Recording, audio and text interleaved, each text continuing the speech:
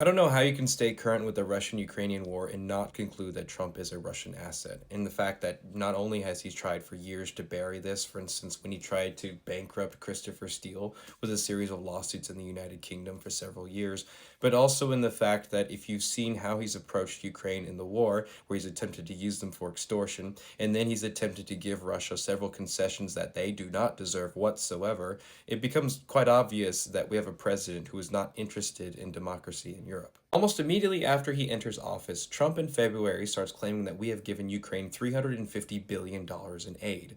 That is not at all true. Congress, through a series of 5 spending bills, approved $187 billion in aid to Ukraine. However, at the time that he was saying that, only $94 billion of that had been dispersed, not even close to $350 billion. Then he starts claiming that if Ukraine gives us their rare earth mineral deposits, we might protect them, and if they give us back $500 billion.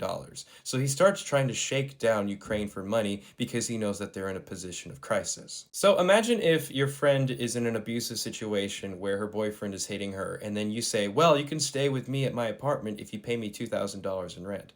Like, that is pretty much what happens there. Then later in that month, he has the meeting with Zelensky, where he claims that Zelensky is being rude to him. Then in March, Trump cuts off all federal aid to Ukraine, and he also cuts off all intelligence to Ukraine as well. While this is happening, the US and Russia begin peace talks in Riyadh, Saudi Arabia, without Ukrainian officials present. So they're having peace talks over the war in Ukraine without any Ukrainian input. And this is a repeated pattern throughout the past year, in that the president is not giving hardly any support to Ukraine, and then he's being extremely light on Russia, the country that started the war, that is gradually encroaching more and more on European territory. Because remember, Putin didn't just invade Ukraine, he also annexed Crimea, he also invaded Georgia, and he's poisoned his own critics, and he's attacked his own people, and he has repeatedly made his elections less legitimate over time. The current U.S. Special Envoy to Russia is a guy named Steve Witkoff, who is incredibly out of his depth here. He is not a competent diplomat, he has very little formal diplomacy training, and he's made multiple mistakes when dealing with Russia. Understand that Putin used to be a KGB agent. Putin is extremely good at manipulating people. Yet you have Witkoff here saying on the record that Putin is smart, honest, and that he doesn't think of him as a bad guy. Yet remember, Putin is the type of person who has killed his political adversaries, and he's used multiple disinformation campaigns in order to get his way. Some examples of this incompetency include a visit to Russia in April of this year, where Witkoff did not provide his own interpreter, instead only using Kremlin-based interpreters. Now, if you understand how translation works, if you don't understand the language being spoken to you, you are vulnerable to manipulation. If you don't have an interpreter that is on your side of the conversation, you are extremely vulnerable to manipulation. And remember that Putin is a former KGB agent. He knows how to use that to his advantage.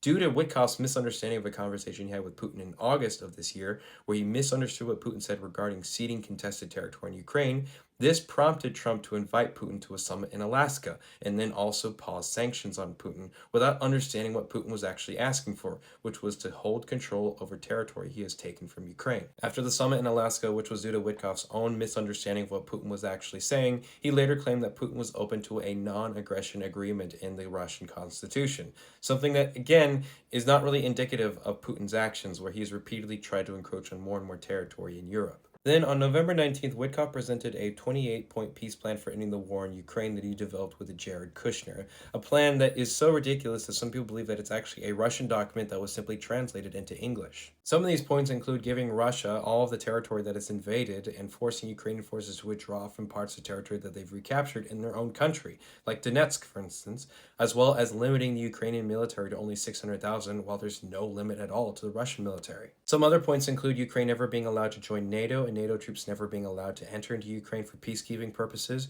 as well as ending all Russian sanctions by the US and allowing Russia to rejoin the G8. They were kicked out of the G8 in 2014 after invading Crimea, as well as providing amnesty to all Ukrainian and Russian leaders for all committed war crimes. If you ask me, Russia has committed a lot more war crimes than Ukraine has. There's other things too, such as creating a fund from $100 billion in frozen Russian assets that would go towards US-led rebuilding and investment in Ukraine, and the US would receive 50% of the profits from this, which Sounds like war profiteering. The proposal was so negatively received that several European leaders at the G20 summit in Johannesburg got together and came up with a counter-proposal that is still being deliberated upon. However, a few days ago, on November 26th, Steve Witkoff came under scrutiny again for a leaked conversation he had with one of Putin's aides on October 14th. In this leaked phone conversation, Witkoff can be seen coaching a foreign policy advisor on how to negotiate with Trump in order to get Putin a more favorable deal, specifically saying how to approach Trump, but also to approach him before Zelensky does, essentially showing favor to Russia over Ukraine.